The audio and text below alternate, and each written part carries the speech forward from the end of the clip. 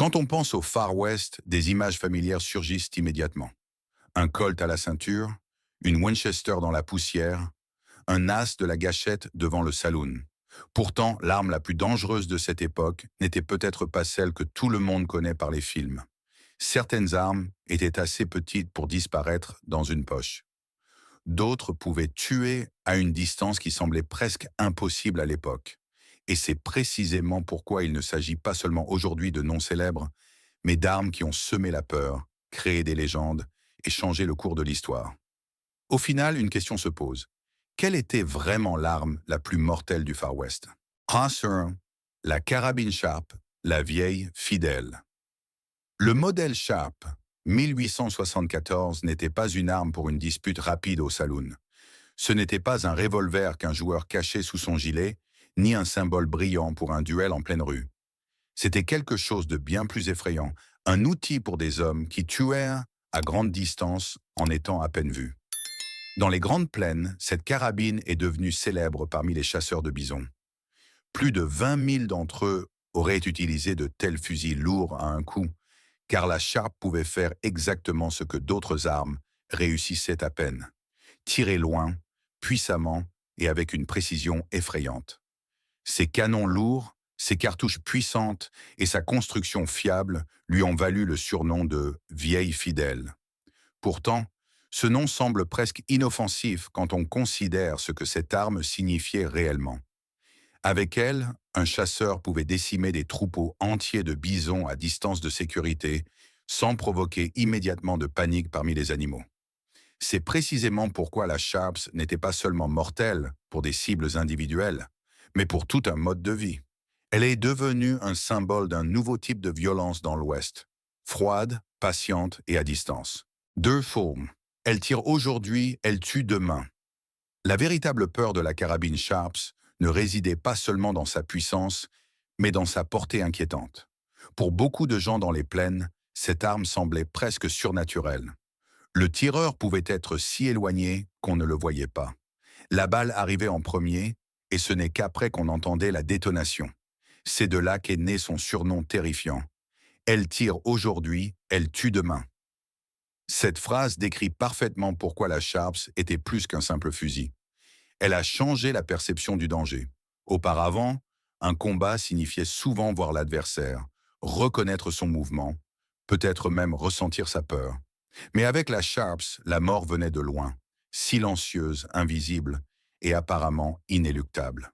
Pour les tribus des plaines, ce n'était pas seulement une nouvelle arme, mais une nouvelle forme de terreur. On ne combattait plus un homme devant soi, mais une force invisible à l'horizon. 3. Le coup de feu entendu à travers les plaines. La légende de la carabine Sharp s'est encore agrandie grâce à un seul coup de feu. En 1874, lors de la seconde bataille d'Adobe Walls, le chasseur de bisons Billy Dixon aurait touché un guerrier comanche avec une Sharps Big 50 à une distance officiellement enregistrée de 1538 yards. Cela représente plus de 1,4 km. Pour les gens de cette époque, une telle chose semblait presque impossible. Ce moment a fait de la Sharps plus qu'une simple bonne carabine de chasse. Elle est devenue une arme qui a repoussé les limites de l'imaginable. Un homme pouvait être si loin qu'il était à peine visible, et pourtant frapper mortellement. C'est précisément ce qui la rendait si effrayante. Le pire n'était pas la forte détonation, mais la prise de conscience que le danger pouvait soudainement venir d'une distance où l'on se sentait en sécurité. 4. Le véritable coup de la frontière.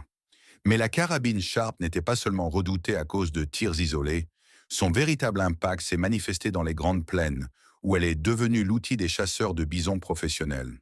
À grande distance, ils pouvaient tuer des animaux sans effrayer immédiatement tout le troupeau. Ainsi, la chasse est devenue un abattage quasi-industriel. Les conséquences furent considérables. Des millions de bisons disparurent en quelques décennies, et avec eux, de nombreux peuples indigènes perdirent leurs moyens de subsistance. La nourriture, les vêtements, les outils, le commerce et la culture étaient étroitement liés aux troupeaux. C'est précisément pourquoi la Sharps n'était pas seulement une arme contre des cibles individuelles, mais un symbole du prix amer de l'expansion vers l'Ouest. Elle a frappé non seulement des corps, mais des modes de vie entiers. 5. Le dernier recours du joueur. Le Remington Double Derringer était l'exact opposé de la carabine Sharps. Il n'était pas grand, pas bruyant et pas conçu pour de longues distances. Cette arme vivait d'un seul moment, l'instant où personne ne s'y attendait. Dans les saloons du Far West, entre les tables de cartes, les verres de whisky et les regards nerveux, une si petite arme pouvait soudainement décider de la vie ou de la mort. Elle tenait dans une poche, sous un gilet ou dans la main d'un homme qui semblait déjà avoir tout perdu. C'est précisément pourquoi elle est devenue l'arme parfaite pour les joueurs, les voyageurs et tous ceux qui avaient besoin d'une dernière chance. Ces deux coups n'étaient pas beaucoup, mais à courte distance, ils suffisaient. Le Derringer n'était pas une arme de héros. C'était une arme de dernier recours, pour le moment où une dispute à la table de cartes devenait soudainement mortelle. Sword 6. Le pouvoir caché du Derringer. La véritable force du Remington double. Derringer ne résidait pas dans sa taille, mais dans sa capacité à surprendre.